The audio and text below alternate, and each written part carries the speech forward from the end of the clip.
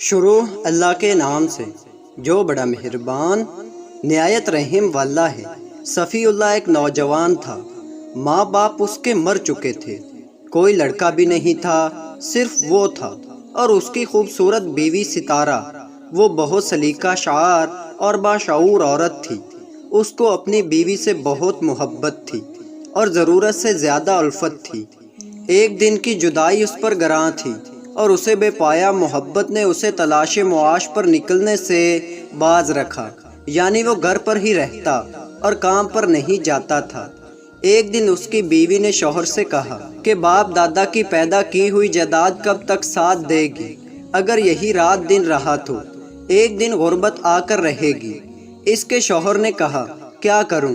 اور گھر کی جدائی اور تمہاری محبت باہر جانے کی اجازت نہیں دیتی، دل نہیں کرتا تم جیسی بھولی اور نو عمری لڑکی کو ایسے گھر میں اکیلا چھوڑ جاؤں۔ اس کی بیوی نے کہا کہ زمانے کا یہی دستور ہے کہ مرد کو باہر نکلنا پڑتا ہے۔ تلاش معاش کے لیے تمہارے جیسا خیال اگر ہر کسی کا ہو جائے تو دنیا بند ہو جائے۔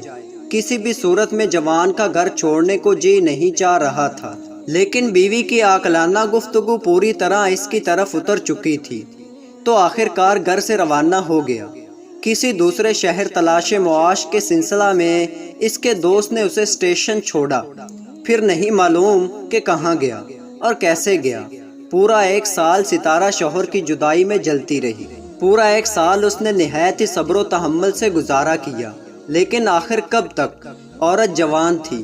ایک روز نماز عشاء پڑھ کر سوئی تھی کہ حضرت ابلیس اپنے قاعدہ کے مطابق آئے اور بیچاری ستارہ کو طرح طرح سے بہکانا شروع کر دیا۔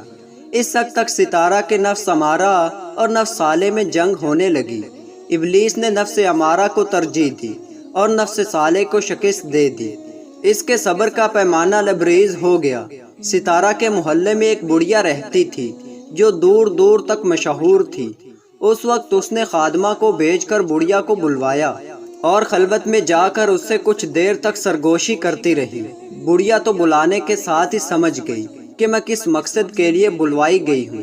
ستارہ نے اپنی خواہش بیان کی، ساتھ یہ بھی کہا کہ جوان ہو اور اعلیٰ ظرف ہو تاکہ میرے راز کو افشا نہ کرے۔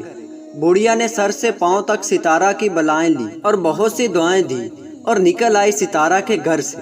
راستے میں چلتے ہی چلتے نوجوان کو بڑھیا نے تجویز کر لیا۔ بڑھیا ایک نوجوان کو لے کر جا ہی رہی تھی کہ اس نوجوان نے کہا، مجھے حاجت ہوئی ہے، تم اسی جگہ ہی رکو، میں یہیں آ جاؤں گا۔ بڑھیا وہیں رکی اور نوجوان طہارت سے جب فارغ ہو کر جب واپس چلا تو ایک ٹھوکر لگنے پر زمین پر گر پڑا۔ لوٹے سمیت مٹی کا لوٹا تھا جو زمین پر گر پڑا تو اس کا لوٹا ٹوٹ گیا۔ بڑھیا نے دیکھا کہ نوجوان رو رہا ہے تو پوچھنے پر کہنے لگا کہ بڑھیا، میں اس نقصان پر نہیں رو رہا۔ تو بڑھیا نے پوچھا کہ کیا ہوا ہے؟ تو نوجوان نے ایک چیخ ماری، 14 سال سے یہ لوٹا میرا ہم راز تھا، کسی نے آج تک میرا سطر نہیں دیکھا، ورنہ یہ تو میں بھی جانتا ہوں کہ بازار میں اچھے سے اچھا لوٹا مل جاتا ہے۔ اتنا کہہ کر وہ چلتا بنا اور بڑھیا ناکام ہو کر اپنی راہ پر چلی۔ جب گھر پہنچی تو ستارہ بے چینی سے اس کا انتظار کر رہی تھی۔ ستارہ خوشی سے اچھل پڑی کہ بڑھیا کوئی شکار ڈھونڈ کر لائی ہے اس کے لیے، مگر بڑھیا نے کہا کہ صبر کے ساتھ اطمینان بھی رکھو، آج شکار مل تو گیا تھا مگر تقدیر کو کچھ اور ہی منظور تھا۔ ستارہ کو سارا ماجرا بتایا تو ستارہ رونے لگی۔ تو بڑھیا کے پوچھنے پر کہنے لگی کہ میری قابل نفرت زندگی پر مجھے افسوس ہوتا ہے۔ شیطان کے بہکاوے میں آ کر میں نے اپنے شوہر کو دھوکہ دینا چاہا۔ ایسی بے حیائی کی زندگی سے تو موت ہی بہتر ہے۔ افسوس، نوجوان نے ایک بے جان لوٹے کو اپنا سطر دکھانا پسند نہ کیا اور میں غیر مرد کو اپنا سطر دکھانے کے لیے خوشی خوشی راضی ہو گئی۔ مجھے خامد کا خیال بھی نہیں آیا۔